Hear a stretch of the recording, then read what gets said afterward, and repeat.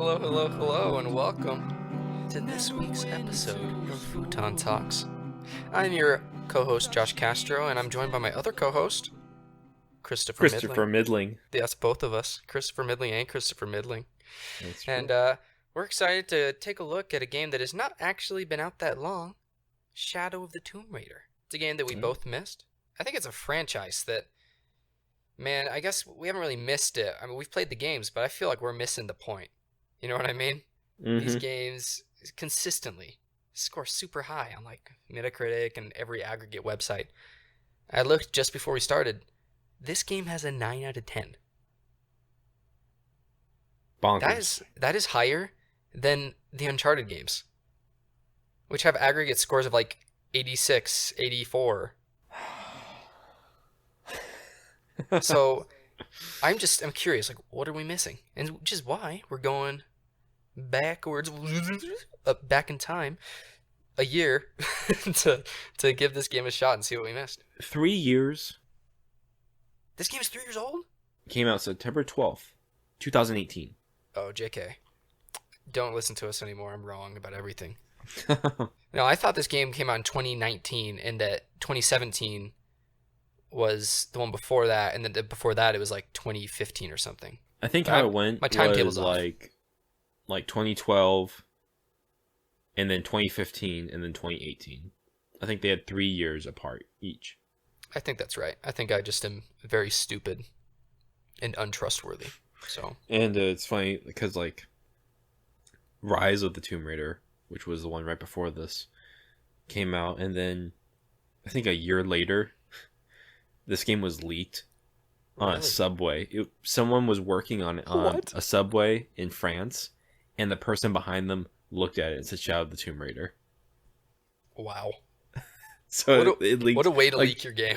Like 2 or 3 years early. That's amazing, dude. Yeah. I didn't know that it was leaked like that. That's so cool. Yeah. Look at you with your little topical wisdom. Right? Just little nuggets of knowledge I know. This is the reason we keep you around. Us at headquarters. Yeah. Yeah. Back at HQ.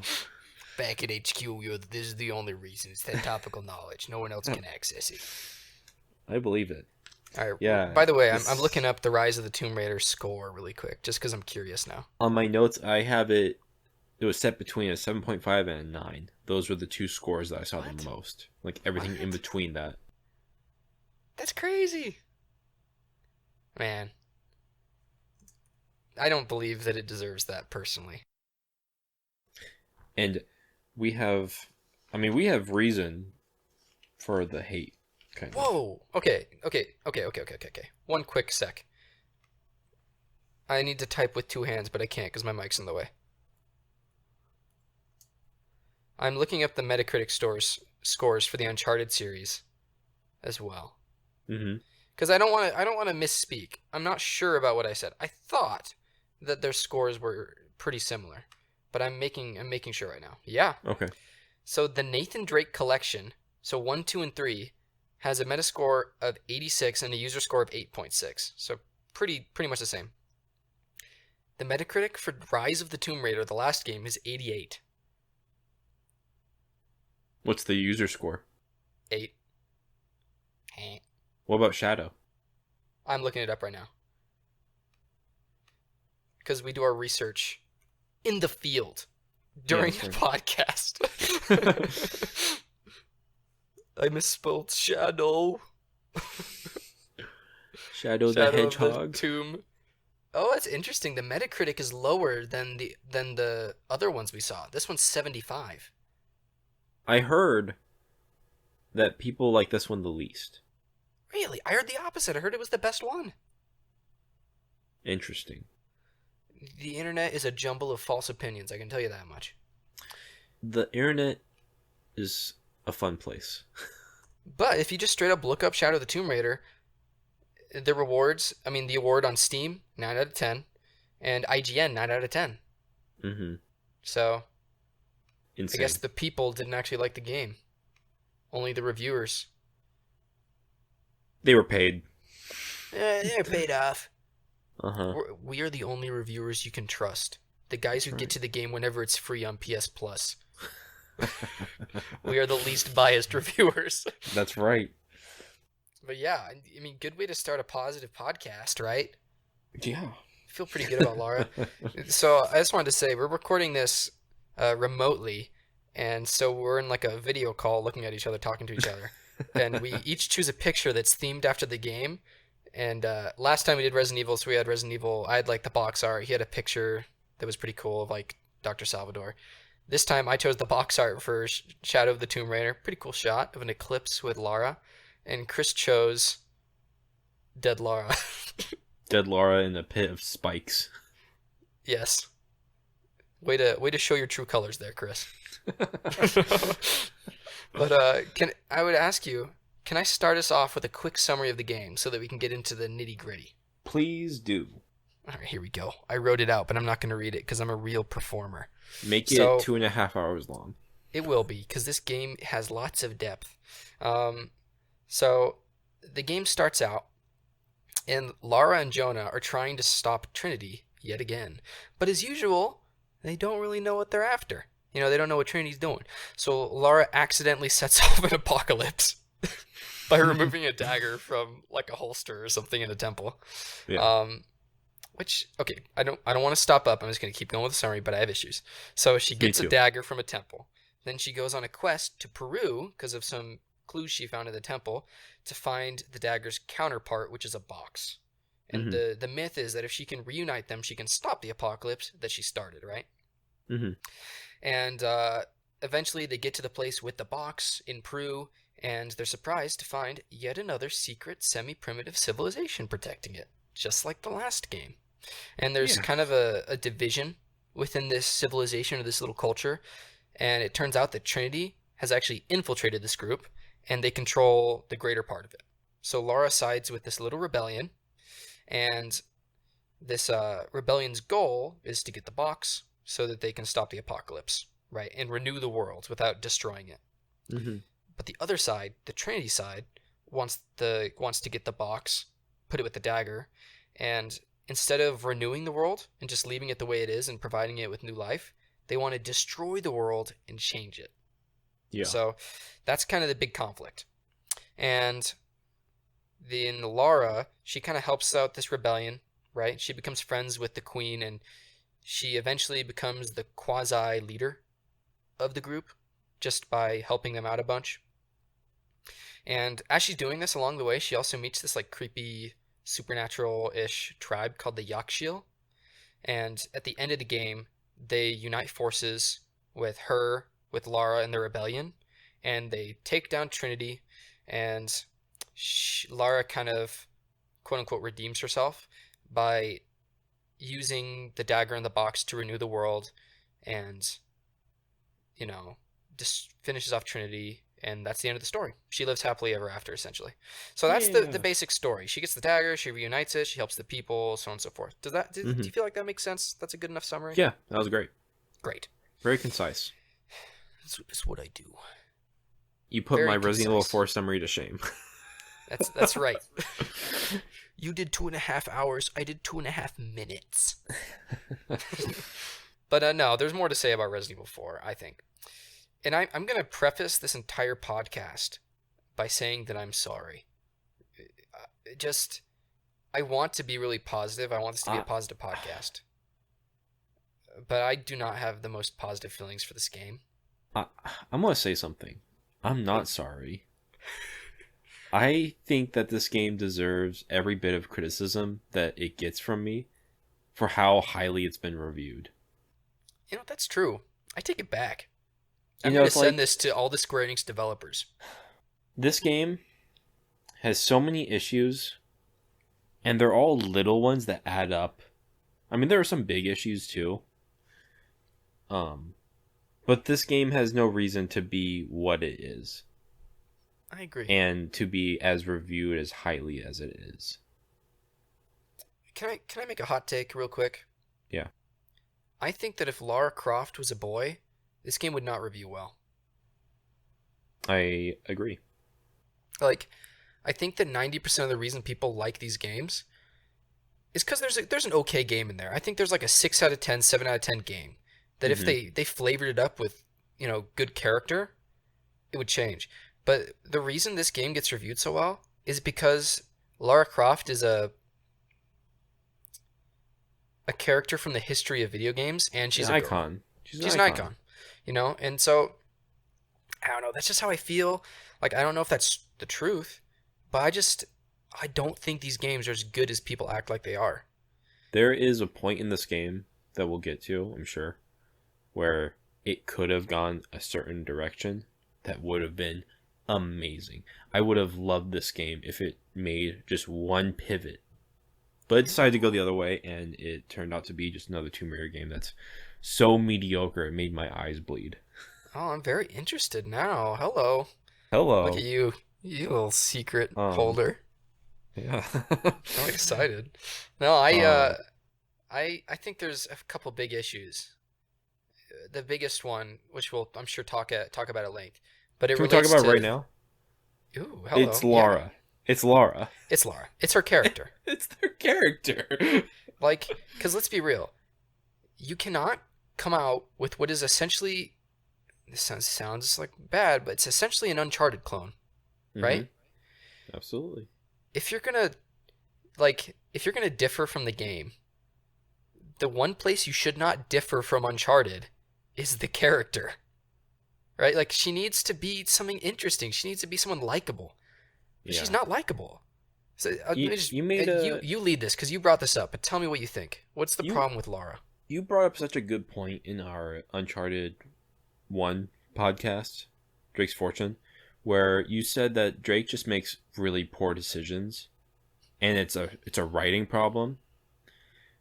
Lara is the opposite, where Lara is a bad character. She has bad character traits. She is narcissistic, selfish, and stupid.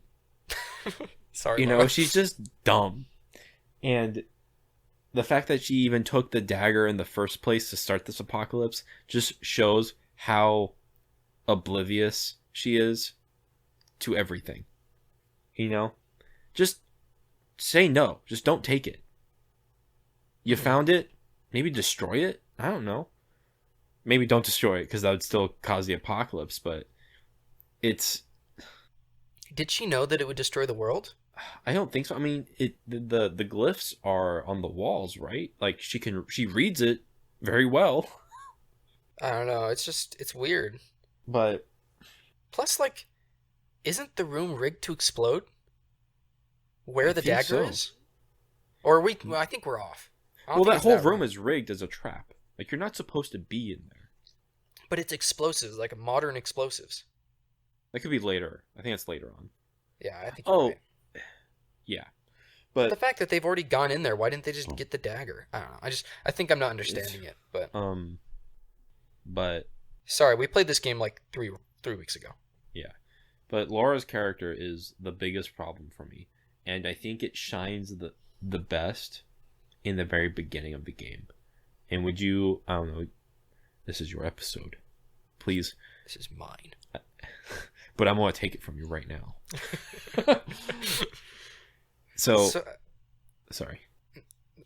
I think we actually have different issues with Lara. Okay. Because I think she's too good. Too good? In what way? She never makes a mistake, except for the dagger, but that's not her fault. Like, she doesn't know that's going to end the world. Why would taking a dagger, like, she's taken millions of artifacts from people's tombs, And it's just like, I just think it's interesting that she never makes a mistake. She never, like, does anything wrong. She's just, like, perfect. But she's just not interesting. She's just not funny. She's not cool. I mean, she's cool a little bit, I guess. I can't stand her voice. I don't like it. Okay, was she British? I don't know what she is. Was she always this British? I don't think so. Like, when I first booted up the game, I was like, dang, she's really British. Was Angelina Jolie British in the Tomb Raider movie? I guess. I don't know. And what about... Okay, tell me this. Is Jonah the same, or was Jonah different? I feel like Jonah's changed. Was he totally different? In all three games, he has to be a different person. Like, when I saw Jonah, I was like, that's Jonah? Like, he's totally different, right? I could be wrong, but I was like, I knew Jonah was like this big kind of Samoan guy or Hawaiian guy, you know. Um, but yeah, he is. There's something off about Jonah, and I could have sworn he died in the previous game. um, but there's this game. There's a lot of games that do this, and I hate it. And it's the flash forwards in the beginning of games. I Oh, hate. this you hate Uncharted too, so I hate this. I hate seeing the plane shot and then it goes back to Laura being trapped in like the crevice of rocks or something. yeah. That's like how the game starts. You crawl out of one of many holes in this game. One of the many holes you crawl out of. Oh my gosh. Um but I forgot what Laura was even doing in this part of the game where she's like in a I thought I had it. Okay, I understand. Can I say something really quick? Yeah, of course. So Jonah, I only played Rise of the Tomb Raider and Shadow. Jonah looks like a black guy in Oh, Rise of okay. the Tomb Raider because he has like an afro and he Yeah, has like a yeah. beard and he's got like darker skin. He just looks like a black dude. And I just thought that's who Jonah was. And then he shows up in this one and he's freaking the dude from Cyberpunk. And he's like he looks totally Samoan. I was so confused. I thought they killed Black Jonah and brought in like Samoan Jonah. Jeez. I didn't realize that he was He's like a Samoan? Pierre from Danger 5. Yes, he is like Pierre from Danger 5.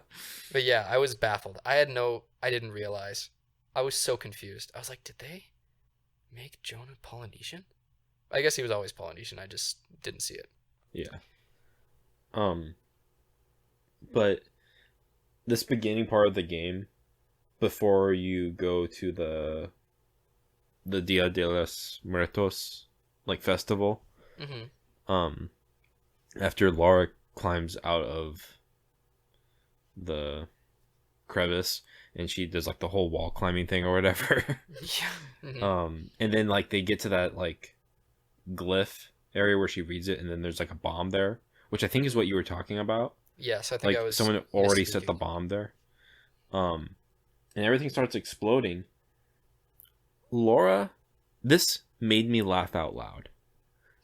Hmm. Jonah falls over and Laura runs past him and just jumps over him. Oh yeah. She Leave him doesn't for help. dead. She doesn't even help her best friend in a life and death situation. That is Laura's character. She only cares about herself. She's single-minded. Jonah might as well be a turd on the floor. You know? But here's the thing. She's also willing to literally end the world for Jonah later in the game. Yeah. So she's That's just like inconsistent. stupid. I don't know. It's really odd. But I think that the best way to understand what's good or like bad about Lara, sadly, is like to contrast her with Nathan Drake. Just 'cause I agree. what other counterpart is there? You know? Yeah, there's no other analog for her, really. Maybe Uh, Indiana Jones? Maybe Indiana Jones. Yeah, which is a really different character from Nathan, ironically. Mm-hmm.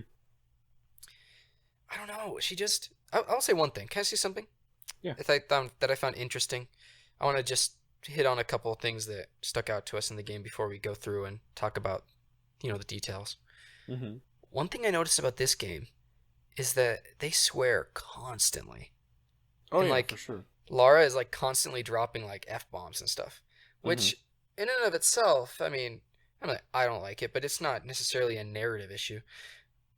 But where Nathan would say a quip or would say something endearing as he's about to fall to his death, Lara just like starts screaming the F word. You know what I mean? Yeah, it's almost like I always thought Laura as a villain when I was playing this game. Like see that. like a generic villain who has nothing good to say. Yeah. You know? And I mean she talked and acted like the villains in this game. Yeah, they're all the same.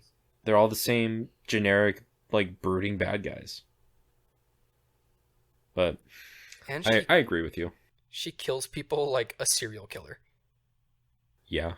Like, She kills people with a plane propeller. Like a blade from a plane. she's a monster, man.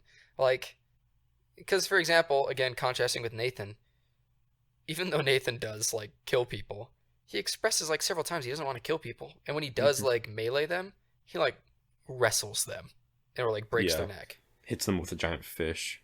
Hits with a giant fish. It's like, I don't know, it's not grotesque, but she will like slit their throats and like lick their blood. Like, she is an animal. I know what you're saying. Like, the developers made this game try to be too mature. Like, they tried being mature too much. It's like when kids try and be too cool, you know? Yes. They're trying too hard to be the mature Uncharted. Mm-hmm. That's what this whole series feels like, is because the ways they tried to differentiate themselves from Uncharted were in like mature tone, right? Mm-hmm. And then in RPG mechanics. Those are, I mean, what would you say? Do you think those are pretty much the ways they tried to it's like set the themselves death apart? animations were gritty and grotesque. The language and just like everyone's tone was kind of Serious. And I want to say I don't know, bitter is a word that comes to mind. Like, everyone's so bitter. Like, they're jaded. Like, even jaded. Even like the conversations with Lara and Jonah, they don't seem like friends. But apparently they're like these best friends since the first game. They almost seem more like brother and sister. Meaning that they, like, you can tell they have history. Like, I admit, you can tell they have history. But they don't seem like they really like each other. Yeah, like, they're they like seem two like they brats love who each get other. Does that make sense? annoyed. Really? When I say love, I mean like Oh, sometimes like, yeah, you I have know a what you mean. family member, you love them, but you don't like them. Yeah, You know what I mean? that's Jonah and Lara. Yeah.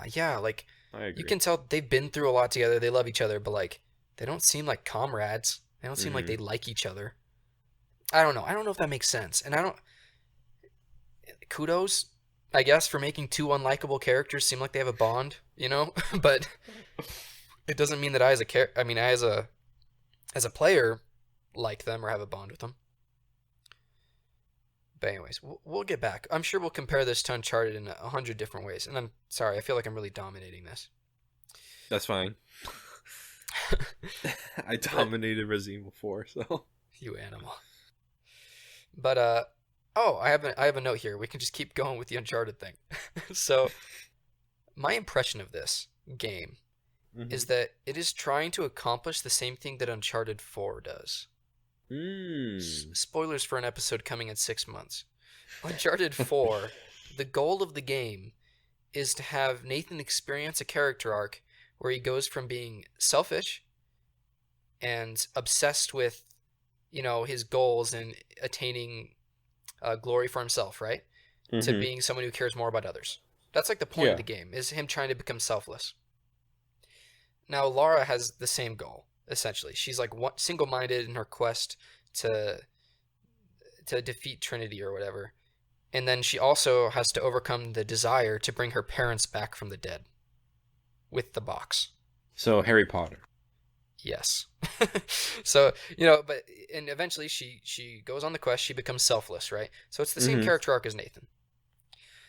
But like, what do you think makes Lara's character arc more or less effective than Nathan's character arc? I mean, it just goes straight. I just think of her character not being likable in the first place. I do not care about Lara Croft. I have played 3 games with Lara Croft, and none of them make me care about Lara or Jonah. I agree, but like, it's one of those things where I don't understand why. It's so hard to articulate, like, why. Because I agree with you. Just bad writing. She's not written effectively. She's not likable. What do you think about their origins? Because both games spend a significant amount of time on Nathan and Lara's origin stories.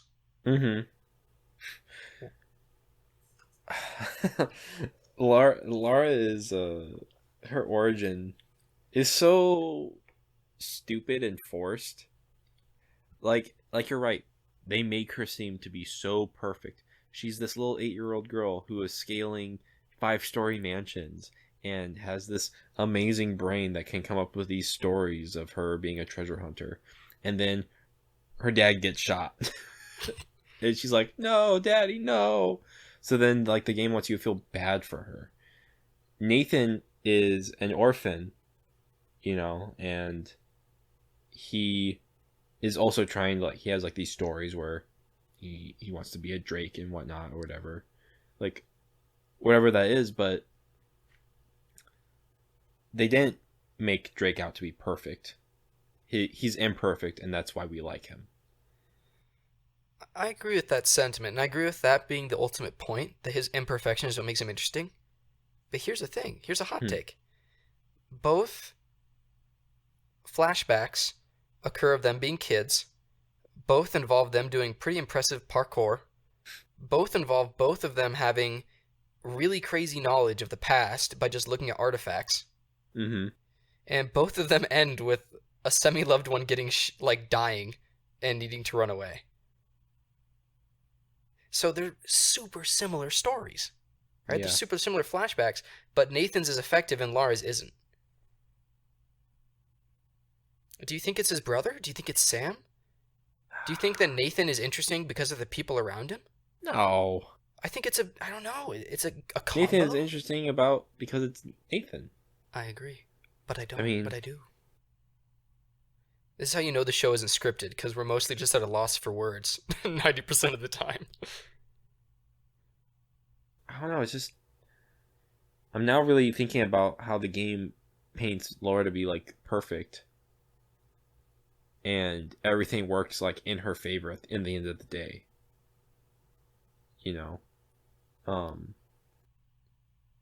She never needs help.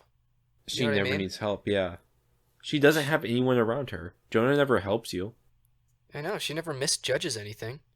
But Nathan always has Chloe or Elena or Sully at his side. And if he's not, he has like an entertaining inner monologue, and he's talking about other people. I don't know. Mm-hmm. I don't know. We might not be able to analyze this perfectly, but I think that we're getting our point across. Maybe further down the podcast we'll figure it out, because I think there's a couple parts where like everything goes terribly in this game. Yeah. But then it's resolved in such a convenient way. This is true. Although, interestingly, I like the resolution. So, hot take. I don't. Yeah. But we may not be talking about the same thing, so. We might not be. I've written down. She can read all these ancient glyphs, but she can't learn a little Portuguese. Yeah, true. Like, she can't learn something to say, like, sorry or... This is true. She hello. doesn't know how to say sorry in Spanish. Because she, like, bumps into so many people in, like, the first level, and she's like, "Oh, I'm so sorry," and just walks around them. Sorry, excuse me, sorry. Sorry! That's right. That's you, Lara. No, I agree. I hadn't even thought about that. And I feel like they made her not know how to say that in Portuguese to be like, see, she's not perfect. If she was perfect, she would have known Portuguese. Although, can we point out the many incredible similarities between this game and Uncharted 2? That is every Tomb Raider game, is Uncharted 2. It's true, but like specifically, man, like there's a dagger, like it starts with her in a cockpit of a plane that's broken.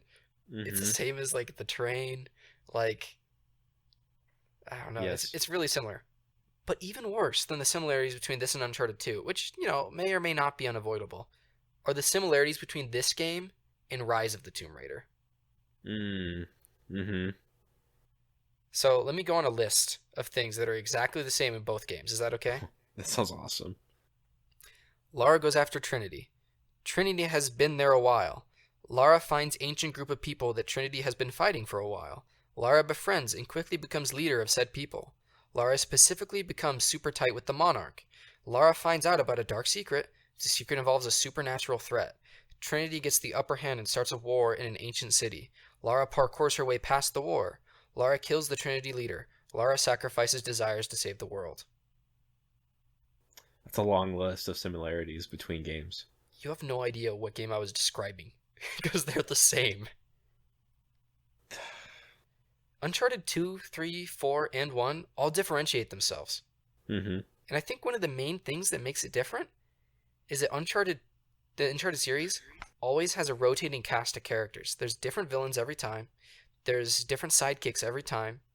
And I think that it actually plays into the strengths of like making Nathan well-rounded. Mm-hmm.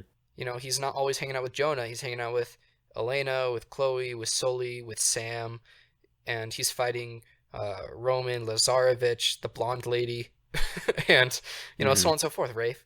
It's just, I think that's one of the weaknesses, is that these games don't differentiate themselves. But what do you think about that? I agree, and I was just thinking, like, I don't want anyone to think that we don't like this game because Laura is a girl. Not at all. Right? Elena's one of the best characters in video games. I don't think that's true. I love Elena. Oh, Elena. I'm sorry. Not I Lara. I didn't say Lara. Okay. I'm just thinking of Uncharted: The Lost Legacy, a game with no Drake, no characters that we really know about besides Chloe, and that game is better than this game. That game, I felt more of a connection with Chloe, who I do not like in the Uncharted games. I liked Chloe in The Lost Legacy, and I still don't like Lara Croft in her own game. After 30 to 40 hours with her. More than that, for sure. Yeah, I mean over the course of the series, right? Oh yeah, of course of like 3 games. And yeah, I don't know. But there are good things. I have some good things that I listed. Have some good things. All right, I want you to tell me your good things. We're going to bring some positivity back into the room. Once I go into my good thing, I'm going to start going into what the pivotal moment of the game is for me. Okay, I'm excited to hear that. So you go into that, and I'll throw in my good things afterwards. Okay. We can start. Like, I like the climbing of the game. I like maneuvering around halfway through the game. This game is not all bad. Yeah, I like that. I agree with that. The half of the game where you're learning how to use the rock climbing gear, I like it. It's a very interesting idea, and I feel like it would benefit more in other games, though. Like, I could see all of this stuff being awesome in a Hitman game. Ooh, not in this game, you know? I could see that. Like, that would be so cool. You can rock climb to a vantage point. You can, you know, have a rope and, like, zip down and, you know, do your thing, hang and swing. But, yeah, I like the climbing. Do you think it's better than Uncharted's climbing? I mean, it's different. It's slower. And it's, I think, definitely more buggy. I saved many moments on my PlayStation 5 of me falling and missing ledges terribly. Like, because like I said, halfway through the game is when the climbing gets really irritating and stupid and things stop working. And this game, like every Tomb Raider game I've played, is very buggy. Hey, Chris. Hey. We're being nice. Oh, I'm sorry. You hold it back, brother. Keep the lava in your throat. Calm down. This is the portion the devs can listen to without crying.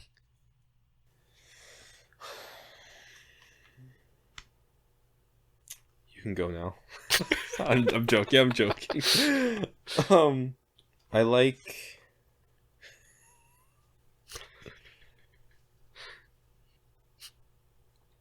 like the locations of the game in your native Peru. It is my native Peru. Thank you. I was thinking about you the entire time I was in Peru. Thank you, my people. I like the idea of, I mean, of finding a lost civilization that has no knowledge of the modern world. For the second time. Sorry. For the my second, third time, because I mean, I guess you do find the Shambalans or whatever in Uncharted 2, but bad. Oh gosh. Another way this game is the same. But... you know what? I like the idea of fighting the jaguars, or jaguars, or whatever she calls them. Oh yeah. Jaguars. The jaguars. She says a lot of words really weird. You don't have a whole lot of positives here. Because, well, I have one major positive for me, but once I get into that, I'll... Do you want me to just go into it? Do you want me to do my positives first, and then you can do your big one? Yeah. Okay. Maybe you can think a couple more while I'm doing this. So... I like the stealth gameplay. Perfect. That was my first thing I was going to say. Okay. I really like... I found it. Okay, here we go. I really like the stealth in this game. Mm-hmm. The way that you can like mud up and like blend into walls. I like it when in a stealth game, it's actually a little hard to see yourself when you're hiding. And I thought this game did a good job of that, where it's like actually a little bit hard to see Lara when she's like all cloaked up and stuff. Mm-hmm. So I actually really like the stealth gameplay. And I like the bow combat. Can I say one little negative though? That's a hot take. Yeah.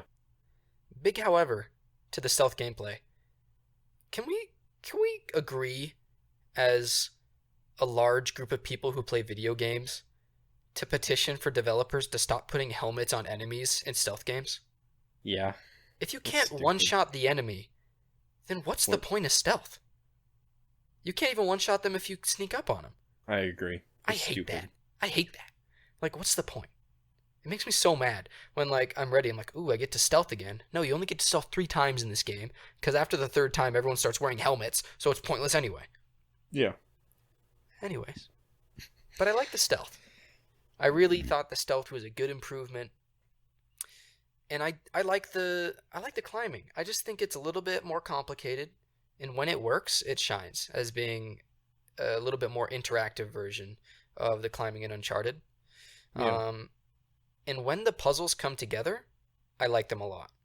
Mm-hmm. It's just that sometimes the puzzles in this game don't explain themselves. They're definitely more physics-based than normal Uncharted puzzle, you know? Yeah. And the sometimes they're... Yeah, go on. The puzzles in Rise were better than the puzzles in this game. Oh, for sure. I don't know what they did, because I really thought the puzzles were a huge strong point of the last game. In this game... Sorry, this is a negative. But there were several times when I was doing a puzzle when I had absolutely no idea what it wanted me to do. Like the numbers puzzle, where you're like trying to make the right years or something. Which one was that again?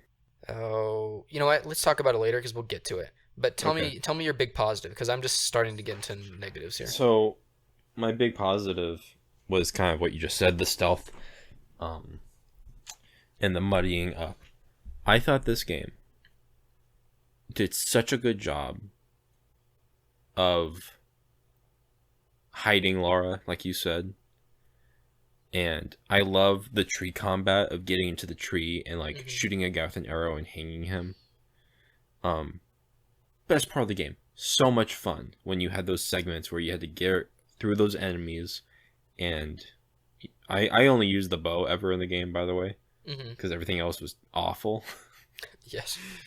I thought this game was going to take a turn where you were hunting the enemy, and it turned like the game on its head of, you know, the normal Laura's being hunted by Trinity. But what if Lara was like Predator, you know, and she was hiding and killing all the Trinity guys to try to get to whatever his name is. Dominguez, yeah. I don't know. I just thought it would have been like a reverse horror survival game. I totally agree with you. I mean, what if they didn't even let you use any other weapons besides the bow and the knife? and you had to stealth your way through the entire game. It would have been so much fun. I super, super, super agree with you. Especially, for example, if they wanted Lara to have a redemption arc, Mm-hmm. why doesn't she have to be redeemed from her rage? Like, for Yeah. example, at the end of the game, it's revealed that Dominguez ordered the hit on her dad. So, why 30 didn't years ago. 30 years ago, right?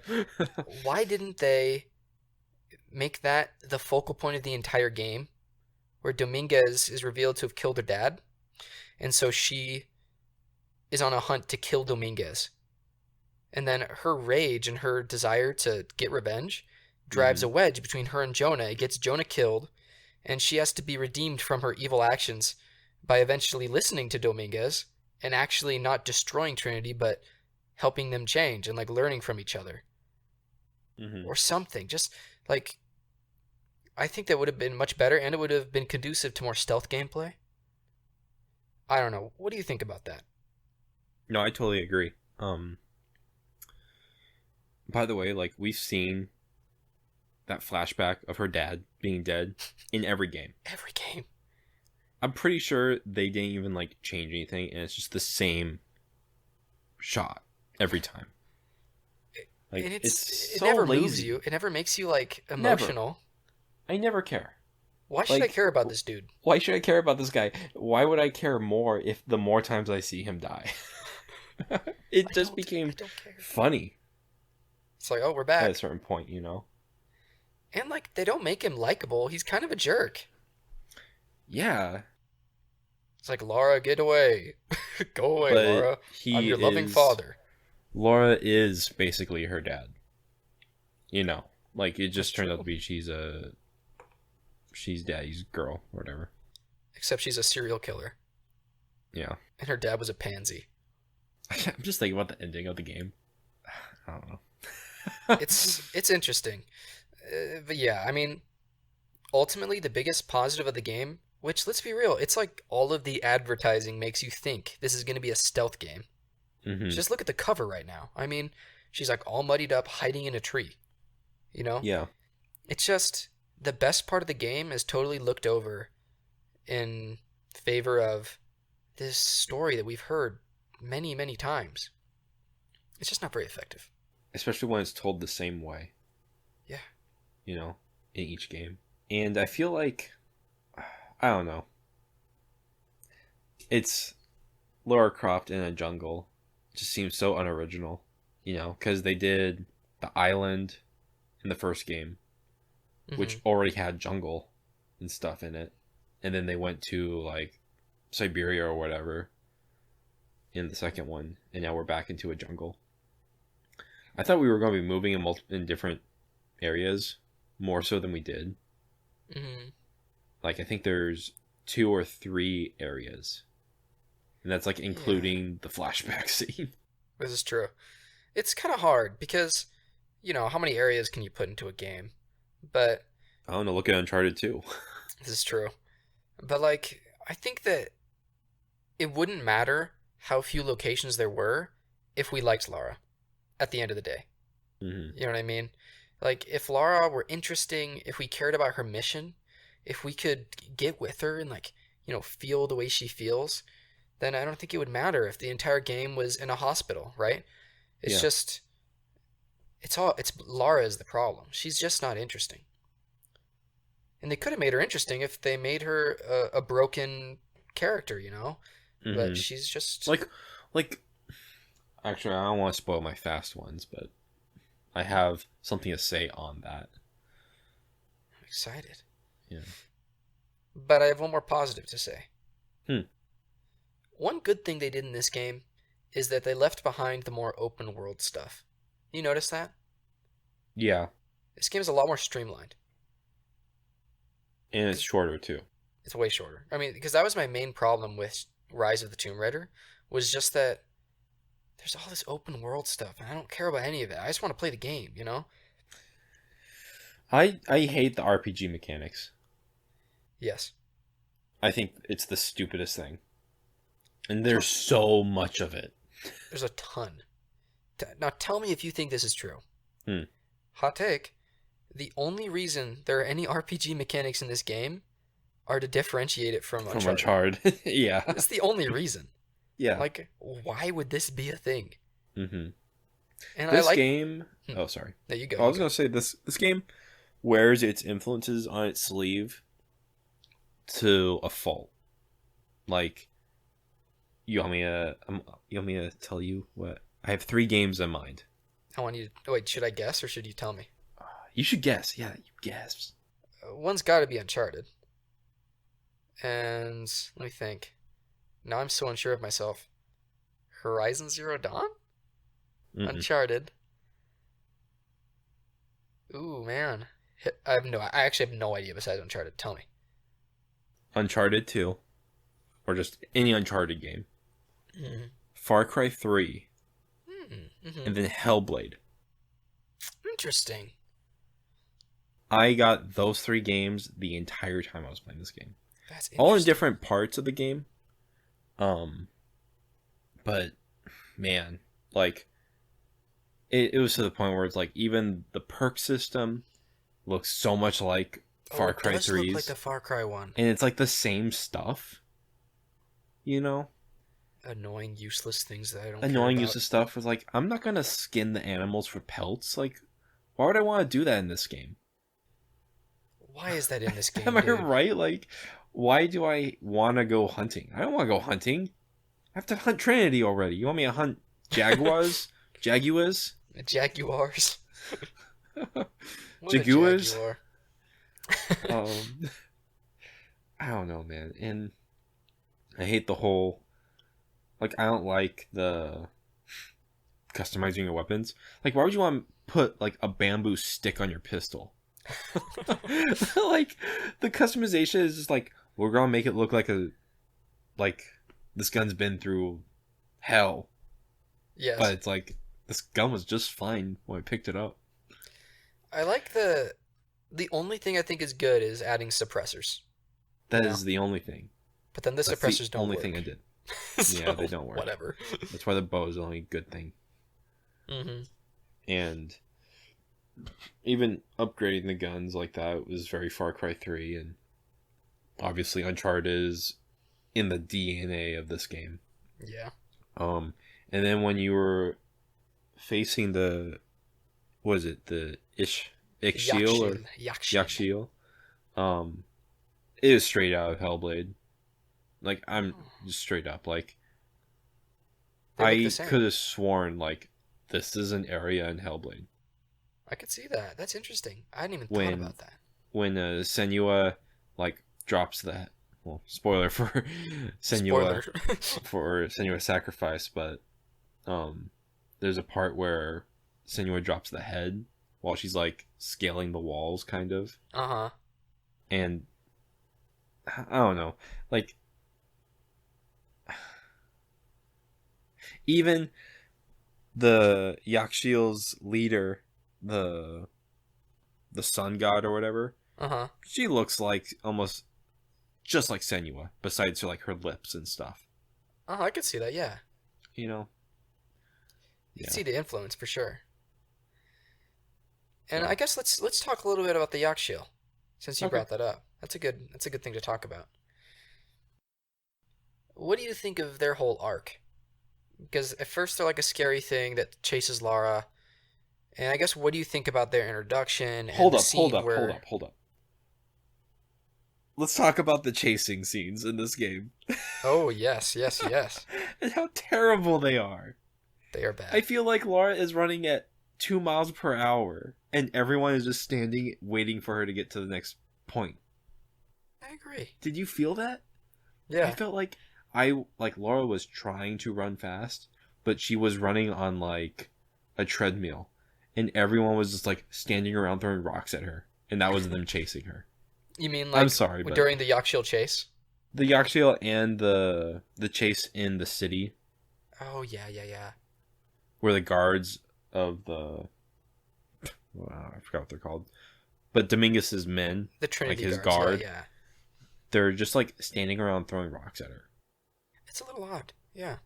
And they it don't just try very hard. It felt like there's like Uncharted where the truck is chasing you and you're shooting at it and you're going really fast and it feels like Crash Team Racing. But then you go to Tomb Raider and it's like Mario Kart, where you're Someone going doesn't like Mario Kart. where you're going 2 miles per hour, and so is everyone else. It's a little odd. I think it's a little odd. But do you like... I'm sorry. No, you're okay. Do you like the scenes when she's running from the earthquake and the tsunami, though? Because I The think tsunami, they're pretty yes. The earthquake, like the volcano, good. everything like everything in the earthquake part was so convenient, lined up perfectly. That's true. Took me out of it, but the tsunami felt like she had no control over anything that was happening. Mm-hmm. And the only way that she like survived was by fate. Everything else seemed like it was too convenient, but sorry to derail. No, you're okay. About the Yakshiel. No, but I like what you said, though, because I mean, I agree. I think it's a little odd. They just don't... It's like they don't catch the... Not the momentum, but the feeling of... The feeling of running for your life. Yeah. It just felt so sluggish and... I don't know, like... Yeah. The emotion. They don't capture the emotion of very human feelings. And I didn't feel like... Like, you don't want to make a chase scene in a video game that makes the player feel like you're going really slow. Mm-hmm. You know? You don't want them to feel that way. You want them to be, like, at the edge of their seat, waiting to see what's next. Yeah, escaping by the skin of your teeth. Mm-hmm. They're just a little too generous. But it's interesting. I do think the tsunami is really effective, though.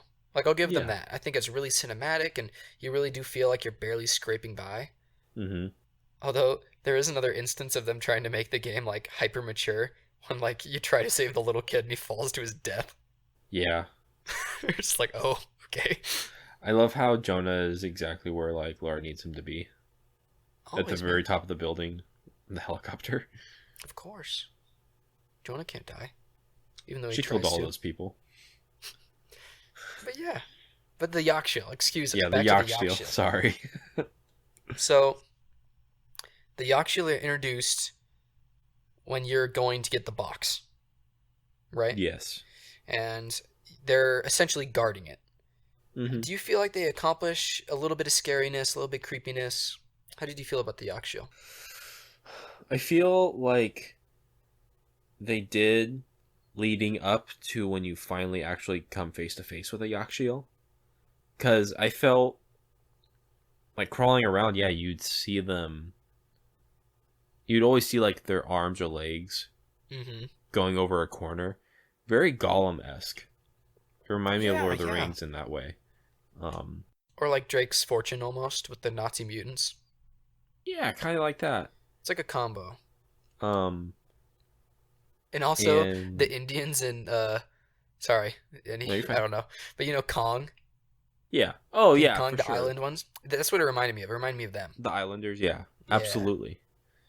But then when you come face to face with them, they're not scary because they turn it into like a horde mode, and you have infinite shotgun ammo, and you just run around shooting them with a shotgun. I agree. Like, why would you take something from Uncharted that's bad and put it in your game? Like, that's how blatantly they're trying to be like Uncharted. It's like they don't even see the bad in Uncharted almost. So they put it in their game. Copy and paste. Dude, I agree. Because I actually was a little bit spooked by these Yakshiel at first. And then they just throw you in a pit where you can fight them and it's easy and you have infinite shotgun. Why did they do that? It's terrible.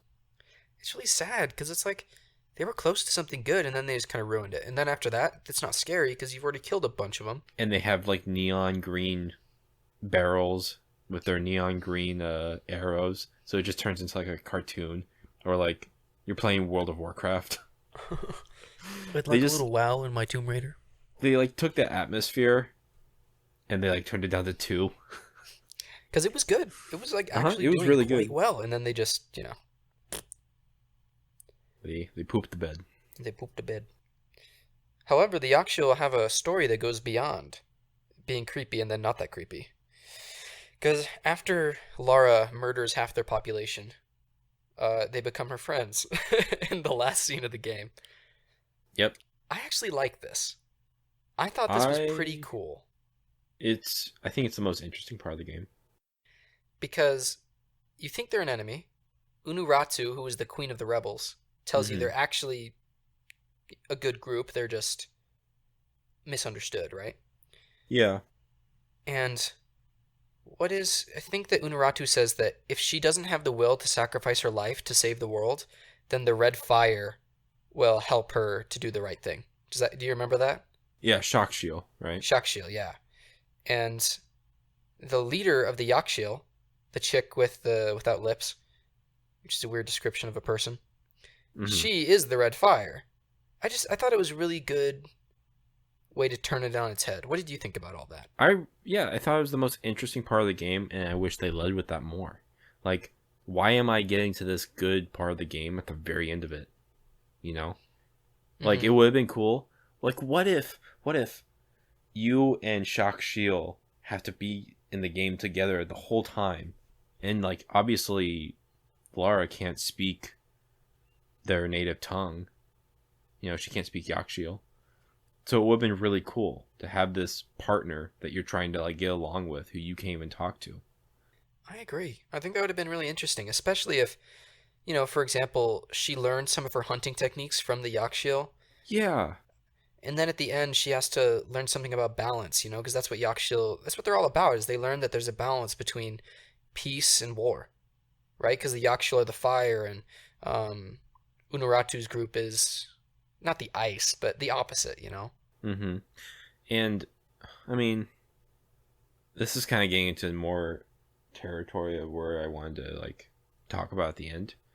But I feel like it would have been really cool if at the end of the game you didn't even recognize her as Lara Croft anymore, and you recognize Ooh. her as the Ixchel lady, the one who had Ooh. to be sacrificed. Ooh. Like, Dude, like, what if we're coming she up with something here. right? What if she fully embraced the Yakshil and, like, because there's a part of the game where you get the outfit, the tribal outfit, and Hmm. it looks stupid. Like, Yeah, she it's kind looks of dumb. so out of place. Like you see those pictures on the internet of, like, the cultural appropriation of, like, ladies at, like, some music festival wearing a headdress of a Native American chief. Yeah, yeah. That's what she looked like to me. I was like, this is stupid. It But looks what if kind she, of like, weird. Yeah. like, fully embraced it somehow? She had the paint on her face. She, shaved her head, cut her hair in some way, some fashion. Like, she doesn't need long hair. I mean, girls usually in this situation wouldn't have long hair because it can get pulled. If you have Hmm. thousands of men hunting you down, you should not want to have long hair in a ponytail. It's true. She should definitely cut out. Also, it would definitely get more dirty than it does in the game. Hmm. I just, That's. Can I say something about the yeah, hair? My wife walked in when I was playing it, and she's like, "How is her hair not filthy?" That was the first thing that she said. yeah, it looks immaculate all the time. Like, even out of the water, it looks like all feathered and perfect. It doesn't look wet at all. Yeah. But, like, what if Laura looked more like Shakshil at the end of the game? I would love that and not because I want to see Lara naked. Like that's not the point. Oh, But you know I what I forgot mean? about that. Because Shaq Shield, you need to put some clothes on. But what I think is what could have been cool is that couldn't the game have been about Lara's like descent into madness in a way, where the more she kills, the more she hunts Trinity down, the more Hmm. she becomes like Shaq Shill. Yeah. The more she really embraces like this animalistic part of herself. Hmm. But the game, isn't it about her like denying that and becoming better? So couldn't she like shrug that off at the end and achieve balance? I don't know. Yeah. But And I she is Shakshil at the also, same time. Isn't that interesting? yeah, and I'll talk about this later, or I was going to, but I kind of wish Laura died at the end. I did too. I wish this was the end of it. Like, we're gonna get another one. They even announced it not too long ago, like 2 weeks ago. For the 25th anniversary or whatever. Yeah, that they're gonna, like, blend the old Lara Croft games with the new ones. And it's like, man, I wish it was just over. And like, like there's a part of me that facetiously, yeah, I want it to end because I don't want to play more Lara Croft games. Hmm. But there's also a part of me that wants it to end this way because that's true sacrifice, right? Like she Yeah. actually sacrificed her life. But in the end, she sacrifices her life, but everything works out in the end. So she lives forever. She has her house. She has a painting of her dad in it, and everyone's happy. And that's just not how it should have turned out. I agree with you. I really was kind of bummed when she lived because it's like, what, can we learn nothing? Like, can people not make real sacrifices? Yeah, there's no growth. Right? Just like Because let her at the end of the sacrifice game, herself. she doesn't look like she changed. She looks like she was doing the exact same thing that she was doing in the beginning of the first game. I agree with you. You know? I don't get it. And I do think that this game is hurt by having the same enemy every single time. That sounds disconnected. But It's just hurt. It sound like it's a good idea because then you would feel like you'd be more invested in the villain of the game, but you're not. not And at I all. think if I am not wrong, they brought back the antagonist from Rise. Wasn't he Really? like that blonde dude? Wasn't he in Rise? And like he was hunting Laura down the whole time? I think you might be right. The guy that dies in the tank? Yeah. Maybe. I liked that he got killed by the Yaksha. That was pretty cool. Yeah. I That was a good watched part, them for a actually. little bit Me too. and I thought it was funny. There's a corpse in there they're hitting. Good job. Yeah. Quickly, before Yeah. we move on, because I know we were kind of in the middle of something there, but there was one other positive that's followed quickly by a negative that I wanted to talk about really quickly Please before do. because I think we're going to be getting into our fast ones pretty quickly here. This isn't going to be a crazy long episode, Yeah. but there's some parts in this game where the atmosphere is top notch, and usually it's a Mhm. creepy atmosphere. Specifically, the portion where she's in the sacrifice temple and all the human bodies are everywhere. Yes. Yes. It's really yes, yes. good. It's like gosh dang it. Outlast. It is a little bit like Outlast. It's really disturbing in a way. Yeah. They're cutting up the bodies and stuff. There's like dead bodies everywhere. It is like super bloody and gory and like really creepy. You know, I think they Mhm. did a really good job at making that like really creepy atmosphere. But here's the thing: I don't know if you noticed this. You might not even agree, but there's a part where she has to climb up through a chute that's used for dead bodies. Oh, I love that part. But here's the thing: when she goes in, she's just like, "I guess I have no choice." Oh yeah. Yeah. Like, I forgot you're about that. literally crawling through dead bodies. Yeah, there's no like crying or weeping or like vomiting. It's like I don't like, and I don't know if she needs to like, I don't know what response she needs, but that was not the right one. Like, she's crawling Yeah, like, over a bunch of dead oh people. well. Like that's like the most scarring experience a person could ever have. And she's just like, I guess I don't have a choice, and just Mhm. crawls over. Like, but it's good. But to me, it rings hollow, and that is this game's issue, is that it is hollow. There's no core. It's very stiff and flat, and every character is one-dimensional. There's nothing inside the 3D models. Does that make sense? There's nothing inside this game. It's all just empty air. It's Yeah. all set dressing. I hear their words, but they mean nothing. Like, what do you think Nathan would have said if he had to do that? He probably, I mean, depending on which Nathan we're talking about, because all four games have very different Nathans, I feel like. Mm-hmm. Even though, I mean, they're the same Nathan, of course, and Different they stages, pretty much, though. Yeah. it's different stages of life and circumstance, but Charmander, Charizard, exactly. Charmeleon. I feel like Nathan would have either not gone through there and found another way, or he would have been frightened and disgusted. Like I feel like vomited he or wasn't. something. Yeah. He would have been terrified of like the people that are around him hunting him down. Like this is what they're capable of. Yeah, he would It's have like Laura's been like, thinking of people like warning Elena, warning Sully, like, yeah. you need to get out of here. These You know people what are Laura insane. did? Laura just like she found those bodies and we're like, oh, where did these come from? And it was like, guess I have to get through them. Like there are weeds or something. I know, it's like, move your leg over, sir. I'm gonna climb past you. You got your blood on me, sorry. It's just like, so I agree with you. Like, maybe I don't know exactly what Nathan would say, but I know he wouldn't react so nonchalantly to something that's so incredibly disturbing. Yeah. For me, it was just a problem. For me, it was like, that's it, like, man. What about the smell? Do you not smell what you're in? Like, it should be so vile and awful. Like, horrible. Like, I literally could not imagine a worse experience than crawling through a tight chute with decomposing, rotting bodies of people that, like fathers of the daughters you've met. You know what I mean? Like, these are people that you kind of know. Oh, I couldn't imagine. Yeah. And she's just like, I guess I got to do it. So and that's the problem with the game. To me, that's like emblematic of the issue, where it's just Lara has no heart. Case closed. I'm just kidding. Case closed. Does that make sense? Like, do you get no, what absolutely, I'm saying? Absolutely. I have been looking at my notes because most of them are. I wrote down every single chapter of the game and wrote down like a synopsis of what happened.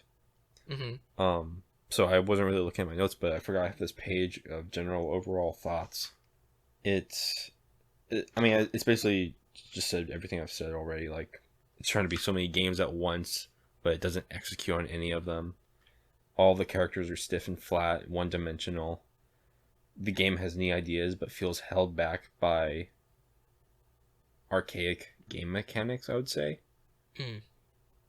And everything's so convenient. That is one, I wrote that many times.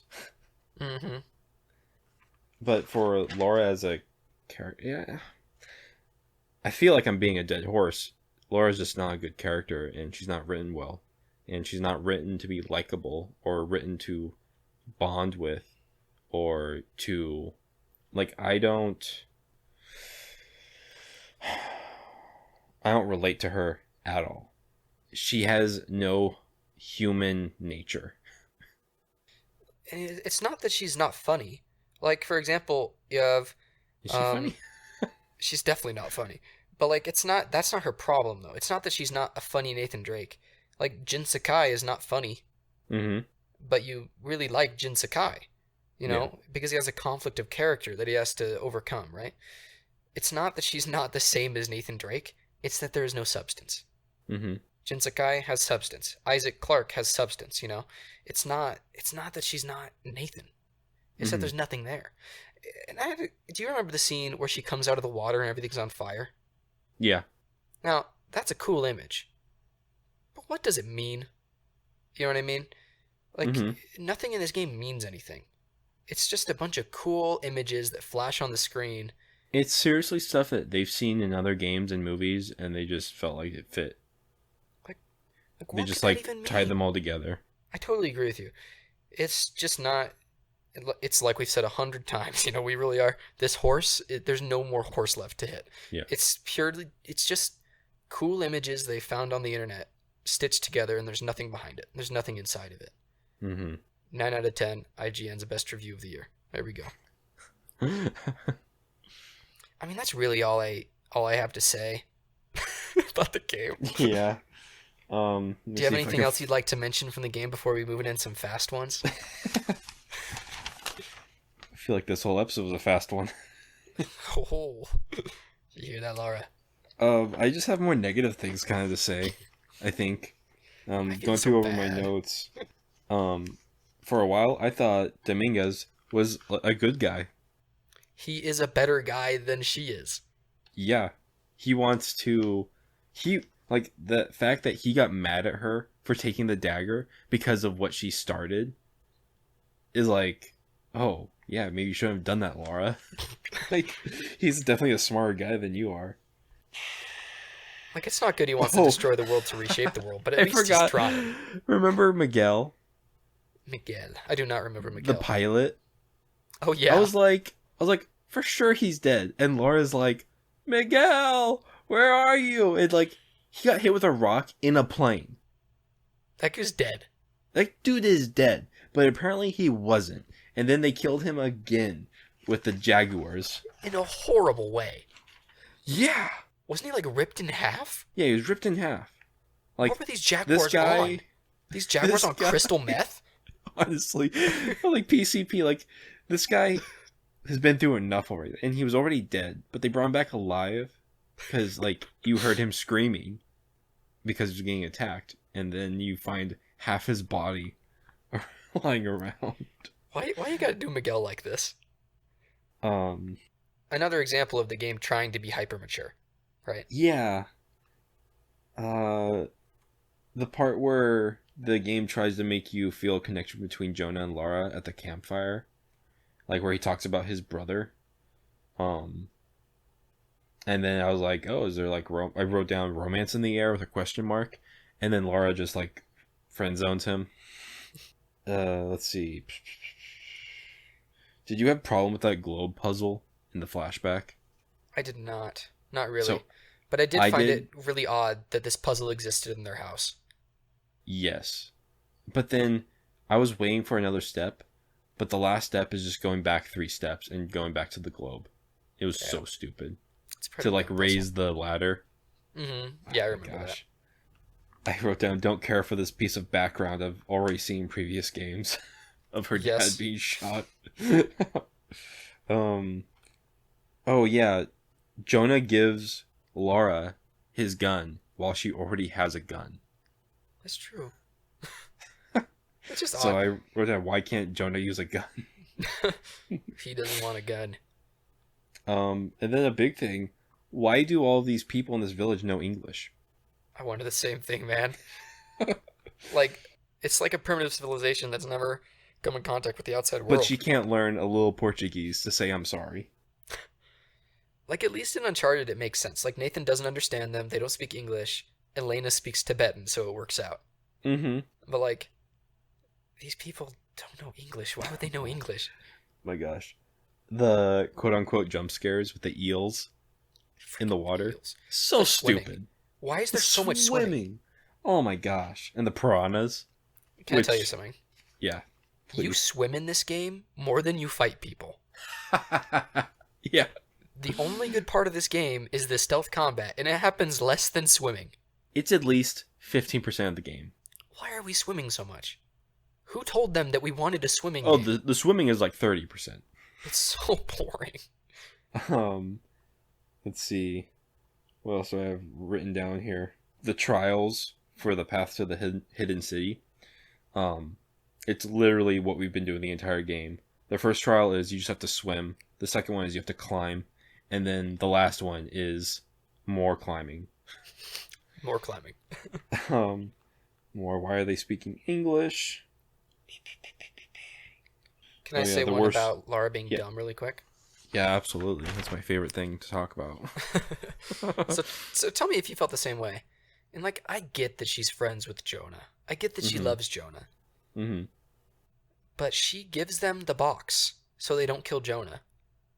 So that they can use the box to kill Jonah and everyone else in the world. Yeah, she's like, pretty dumb. Does she not understand that the box plus the dagger means the end of the world? I just don't get it. Like, she gives them the box. Like, like they even told her, we're going to kill everyone to change the world if you give us this box. Why didn't they just come up with, like, a better plot? Like, why did they put her in a position where she needed to give them the box? Like, couldn't they get the box in a different way? No. Anyways, I was just like, how dumb is she? He's gonna die. Anyways, it worked out because video game, but still. Mm-hmm. Something reminded me of Waterworld, the Kevin Costner film. Oh, yeah. The clue to the whole glyph and to the whole, like, solution to the problem was tattooed on the young boy. Oh, prince. Yeah, huh. I hadn't thought about that, because the pelican or whatever. Yeah. Which in Waterworld, the map to civilization is tattooed on the young girl's back. This game is pretty much Waterworld. Oh, the part where Rourke Rourke is the guy from Rise of the Tomb Raider, I believe. There we go. And he tells a very obvious lie to get a rise out of Laura. And Laura takes into it where he says that, like, Jonah's dead. Yeah. It's so obvious that he isn't. I was like, Jonah's not dead. This game doesn't have the balls to kill Jonah. I have written down, Laura emerges from water with perfect hair. And a halo of fire. And the rage mode sequence where she just has like a infinite LMG was pretty lame. Where you're shooting like the helicopter in the sky. Yeah. And then Jonah's alive in the next shot. Just... He emerges from like the fire. I wish they'd kill him. It's not even because I don't like Jonah. It's just Lara needs to grow, but the only way she can grow is by actually losing something. Mm-hmm. Whether it's her humanity or whether it's Jonah or, you know. A positive. I really enjoyed going through the Church of San Juan and having the puzzles with the crucifixions and stuff.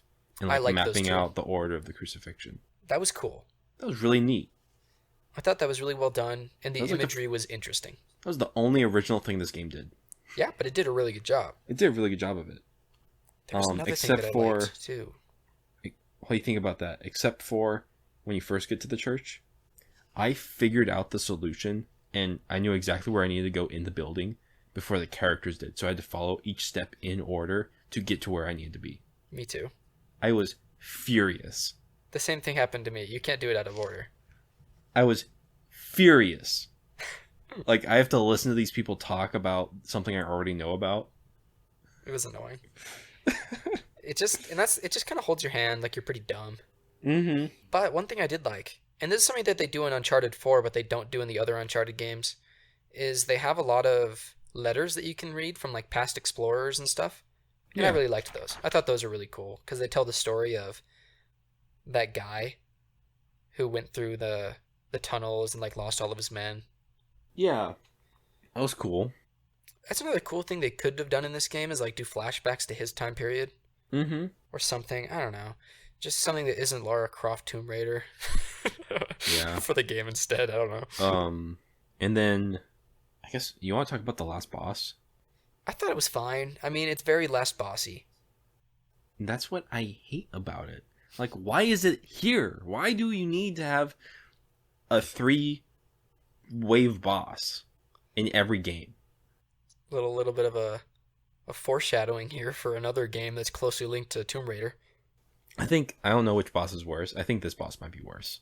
Because you have all these guys shooting you at the same time. Yeah. And I'm glad I played this on easy. Like, I played it on normal. I was about to, like, throw my controller at the screen. No. But, like, why does he have a magical force field of the sun around him? Stop talking about the sun! Stop talking about the sun! It's annoying. I wish, if this game wanted to be more grounded and more serious than Uncharted, then don't give a guy wizard powers at the end of it. Yeah. I agree. This game just misses a lot of things. Yeah. I personally don't despise the last boss, but I never died to it. I think that I would hate it if I died to it or if I struggled with it. I didn't die from him. I died from the people around him. No, exactly, because that'd be annoying. Okay. It's like, I thought it was okay, but I just wish it was something different than it is. Yeah. Like, why can't, I mean, let's be real, the last boss should be her struggle with her humanity. I don't know, I'm probably too posh or whatever about it, too high and mighty, but isn't like that the point? Like, I don't know, I wish it was more of a personal struggle. This game just isn't very personal. Mm-hmm. And I agree. The last boss, it's just weird. I don't know. I didn't like it either. And, yeah, I don't know. And then the whole Dr. Dominguez thing. His character doesn't really make sense either. Because he seems like such a man of the modern world. Yet he wants to put himself in, like, this ancient god scenario. You know? Mm-hmm. Like, why does he need to do this? I mean, other than Trinity wants to change the world? I don't know. It's just... Oh, I'm with you. That's all I gotta say about the game, really. Or about I agree him. with you. That's all I've got too. I mean, after such a slow burn, are you ready for some Some fast ones. Yeah, absolutely. I got some for you too when you're done. Ooh, all right, cool. Tell me, bow or gun? Bow. Easy Easy. bow. Easy, easy. Stealth or guns blazing? Stealth. Stealth, I baby. tried guns blazing one time and I hated myself. It's not very fun. It's The not. shooting feels weird in this game. It's really bad. It's not fantastic. All right, here's a good one for you. Save Jonah or allow the world to be destroyed along with Jonah. Let the world be destroyed. Thank you. Crawl through the death chute or swim underwater for approximately 10 minutes straight. Death shoot. Die in a flood or die in an earthquake. Earthquake. Earthquake. It's probably easy. I would probably hate to drown. quicker. Dagger or box? With the box. It's a cool looking box.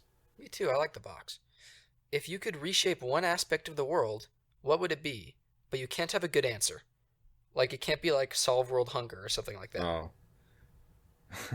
What small convenience would you afford yourself with the power of a god? I would remove Lara Croft from the memories of everyone. I would remove this IP from the world. Dang. I feel you. At least this version of it. The last 3 games. I could see that. Try something different. Try a little new thing. Try it you know? again. Try it again. I don't know. I feel like I'd do something really dumb. I'd make myself be able to teleport. Sorry, this is a superpower. I'd jump really high. Never mind. I don't know what I would do. I'd have to think about this. Maybe I I'll would think of a better remove answer. olives, but not olive oil from the world. That is a good answer. Olives suck, but their Olives are oil's the great. worst. Who likes olives? You hear that, Wyatt? Disgusting Are you people. listening, Wyatt? Mister eats olives off his It's fingers like an animal. yeah, off his fingertips. No, it's wrong. Make yourself like a frog. You know what I mean? Yeah, I don't like that. but oil's great. Olive oil's awesome. Yes, so our unanimous decision would be to remove olives, but not their oil. I would just have the oil come out of the plant like sap. Yeah. You turn on little Perfect. faucets on the branches. Mm-hmm. Twist the leaves. It would be a better world. It would be. Now I've just got quick thinks though. That was the last fast one. Do Okay. you have any fast ones for me before we move on to some quick thinks? Like, what would you, being critical and being like, for real, because there's a lot of things I would want to do, what would you change in this game?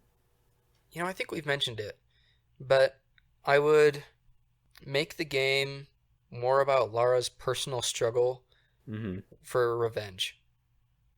Yeah. And I would have it be more focused on the stealth violence, and that would give like the hyper violence a purpose, because it would express her vengeance, right?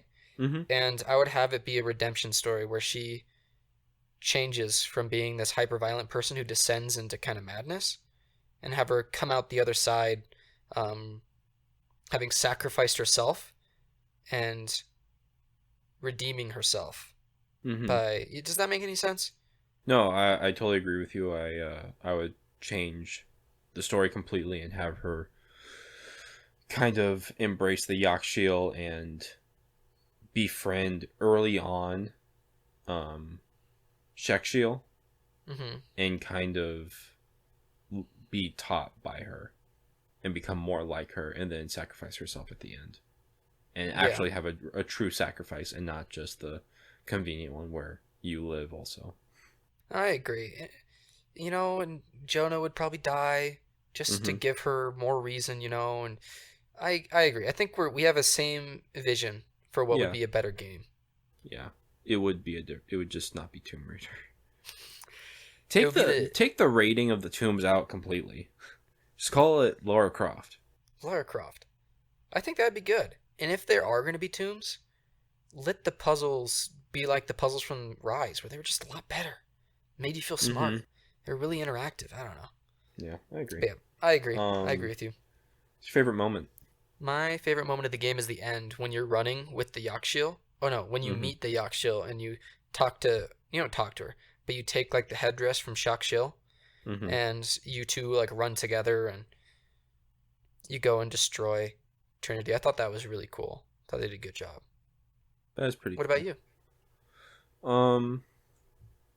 My favorite moment is the first time that you get muddied up and the stealth kicks in. That's a great moment too. It's just awesome. Not Because as good it's as like that moment. surprising how good the mud looks on her face. I just wish it covered her entire face and not like parts of it. Because they still want you to see her as Lara Croft, which I don't like. And couldn't there have been interesting symbolism in that too? That she's like trying to cover herself up, Mm-hmm. and like Right. what I mean is like covering up her like humanity, right? Because she's trying No, to become a absolutely, yeah. monster. She's just becoming one with the world around her, you know? Like she's almost like a phantom in the jungle. Or she would be in our game. She would be in our game. But they won't do it in this game. Yeah, I'm with you. What's your worst moment in the game? The death shoot. I just think that's so. I think it really took me out of it, and maybe that's just because of like how I am, but it really bothered me. Was the death shoot portion, even though it's a great atmosphere, she doesn't deal with it right, and it totally misses the mark. What about you? I mean, there's so many. That one for sure is like, she I don't know how to put this, but she like doesn't provide, but she doesn't show any human nature in that whole scene. And it could have been a really good opportunity for that. Yeah, to humanize her, to like bring her down to earth, like bring her back to how she was in the beginning of the first game, stranded on the beach, like all of her friends are dead, and she's just like alone. She's trying to find her friends, or whatever. I agree. You know what? This game doesn't make you feel vulnerable. And Lara doesn't seem to be vulnerable in this game, or in just because she does everything too well. She's too strong. Yeah, the first one did it slightly. It had that almost like there was this part where Lara was captured in the beginning, and like this guy tried assaulting her while she was tied up. Oh man! And like I think she was like I think he might have been your first kill, and that's like really serious and a very vulnerable part of the game and part of Laura's journey. But like they never tried touching on that ever again, which I'm not saying I want to see more of it, but I feel like when you have a female character, I mean, I think it's only natural for them and as players to feel vulnerable, scared about what's next, you know. And I feel like they put characters, like female characters in Uncharted, in vulnerable situations too, where they don't want to. It doesn't mean they're not strong. It just means they're in a vulnerable situation, you know. Yeah. Because Lara got out of it because she was strong, you know. Laura was too capable for every situation. Exactly. You know, and she doesn't need to be like physically incapable. Like for example, in Uncharted 2, Nathan shows an incapacity when he thinks that Chloe is going to side with him. He goes on the train and he's betrayed and it almost kills him. Right? That's him failing. That's him being incapable. But that kind of thing never happens in this game. Yeah. So I agree. The only wrong choice that was made in this game really was taking the dagger. But that wasn't literally, and it wasn't even her fault. It wasn't, yeah. It's like an accident, you know? I wrote down, is it possible to have a favorite character? I like the No Lips. Lady No Lips. That's my favorite character. Shakshiel? Shakshiel. Yeah. The one who has no lines in the game is my favorite. Who literally does not speak. Yes. She is... Unuratu's weird kid. By far, like... Oh my gosh. She's by far the coolest character and the most interesting. She's kind of like the Boba Fett of this game. Yeah, I could see that. I agree with that. And then we already talked about favorite weapon, bow. Do you want more Lara Croft games? I mean, no, not really. Me neither. I'll play them. You know what I mean? Just because I want to see where this goes. Because I want it to get better. It's not that I don't like Lara Croft. It's not that I don't like Tomb Raider. Is the story over? Because it does have a resolution at the end, kind of. Well, they're all the same. I mean, yeah. Trinity's still out there, so she's going to keep fighting Trinity. Is it? I think so. I mean, she killed the main leader. She's killed the leader of Trinity like twice now. Like, yeah. It's just, I don't know. I would like a new one, but I'd like a good one. I want this story. I want this franchise to redeem itself. Mm-hmm. If that makes sense. It does. And then this is kind of like a quick one. So we just found out that Square Enix or not Square Enix, but IO Interactive is now making a James Bond game, and they're the creators of Hitman. Yeah. So what do you think Square Enix and Eidos Montreal, like what franchise should they take on? Because Tomb Raider, was a game first and then became a movie, and then turned back into a game. But what other franchise would you like to see Square Enix take on? I don't know. Something stealthy, because I really like the stealth in this. Man, I don't know. Do you have something in mind? I could see. I kind of talked about it, but like Predator. Oh, I could see that. But I feel like someone else already has the rights to that. They just came out with the Predator game. Yeah, that's true. And it was not very good. Yeah. I don't Predator know. or a Rambo game. I could see a Rambo game. It's about the same violence level. Yeah. It's about the same game. It's like the same idea. Oh, I could see that. But I feel like I'm just justifying the violence in the game with a character and story that makes more sense for the violence. I agree. I don't know. I don't know if I want them to do anything like this. Yeah. Which, again, it sounds mean, but, like, I want them to have a fresh start with a new IP. I don't want them to, I don't know. It doesn't have to be like this game. But those were just the first ones that came to mind where I could see them doing kind of well with it. Mm-hmm. Yeah, they can do something completely different where, yeah, I don't know, National Treasure video game? Actually, yeah. I don't know, something like that. Mm-hmm. But I think we both agree that it's just, this was kind of a dud. kind of fell flat dud. A 9 out of 10 dud. Insane. Are you ready for some quick thinks? Yeah, give me your quick thinks. All right, you better think quick. Lara Croft. Oh, am I supposed to say like the first? You're not thinking very quick, are you? Angelina You gotta Jolie. say the first thing in your mind. Huh? Angelina Jolie. Angelina Jolie. Nice. Yeah. Jonah. Big. Like Tom Hanks is big. Right. Trinity. I think of like the Trinity in biblical terms. I like it. Yakshiel. Hellblade. Naked. Death Shoot. Stupid. Vomit. Swimming. Cumbersome. Boredom. Unuratu. Who was that again? She's the That's queen. the queen. Really bland. Plastic. Yeah. Dominguez. Dominguez. Yeah. Posh. Good guy. Shadow of the Tomb Raider was the last one. Eclipse. 9 Just out because of I 10. see 9 out of 10. No, we Very don't nice. actually do ratings as we've talked about. But we talked about it a little bit in Resident Evil 4. My rating for this game is I deleted it the second the credits had started rolling. This game was deleted from my console. I deleted it during the last cutscene of like her in her office or in her dad's office writing stuff down. And like as soon as it started fading to like black or white or wherever it was, I got to the home screen and deleted it.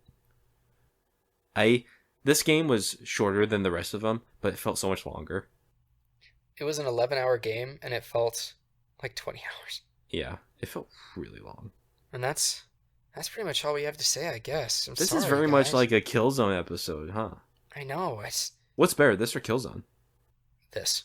Easy. Yeah, I Like, agree. And that's the thing. Again, this game is bad not because it's just a bad game. When it shines, it shines. Yeah, it's got a lot of potential, you know? It's simply there's just some misses that really make a big difference in this. Mm-hmm. Like I know like the numbers we talked about it. But like it's not like a 5, you know? It's not a bad game. It's just not as good as it ought to be, and it's not as good as I think everyone else thinks it is. So, Yeah. that's how I feel. I agree. But we thank everyone so much for listening and for listening to our rants, and we hope that we shined a light on some things today. And if you guys have any comments about it, we'd love to hear about it, on Patreon and Facebook and Twitter and whatever else you guys use. But thank you again for listening. We'll see you next time on Futon Talks. Lara Croft never went to school. Thought she was too cool since she had a dead dad. And she was so sad, but really she's just bad, bad, bad.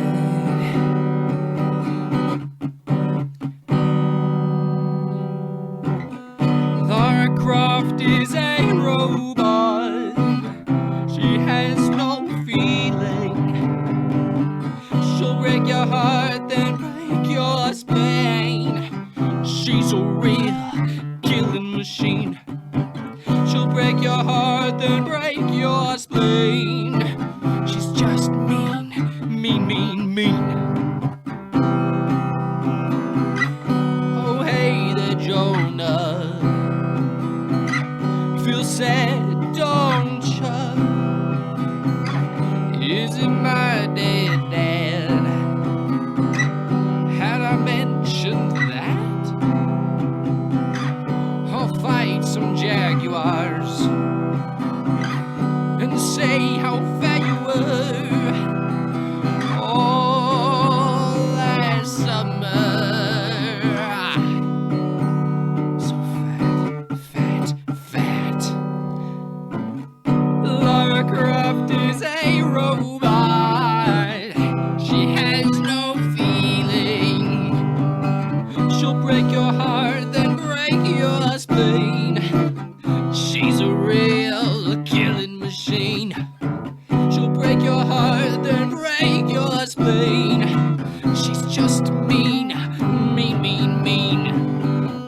Lara Croft is a robot. She has no feeling. She'll break your heart, then break your spleen. She's a real killing machine. She'll break your heart, then break your spleen. She's just mean.